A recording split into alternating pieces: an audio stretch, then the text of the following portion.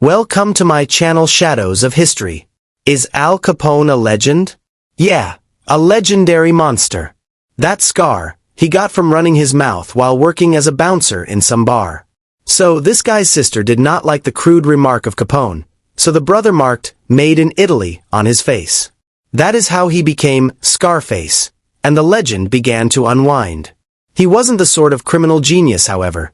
Just a brutal thug who managed to get lucky during Prohibition. Took over Johnny Torrio's Chicago operation at age 26, then built an empire of beer, brothels, and blood.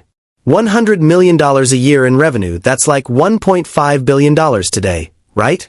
And it's all covered in red. Massacre of St. Valentine? That was all Capone. 7 of Bugs Moran's men were lined up against a garage wall and mowed down by Thompson submachine guns. 10 years, Capone's living it up in Florida.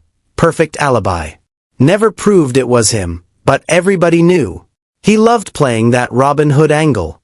He opened soup kitchens during the Depression, bought politicians like candy, charmed reporters with that million-dollar smile. Meanwhile, his boys were breaking legs, bombing business concerns, and making Chicago a war zone. The feds just couldn't nail him on murder, extortion, or racketeering. You know what nailed him in that great legend, Al Capone? Tax evasion. 11 years in the slammer, including Alcatraz. When he came out, syphilis eaten his brains away. Died in 47, fishin' in his Florida mansion, talkin' to ghosts. Of course, he is a legend, just like any hurricane or earthquake is a legend. An actual force of nature, making a mess wherever she goes.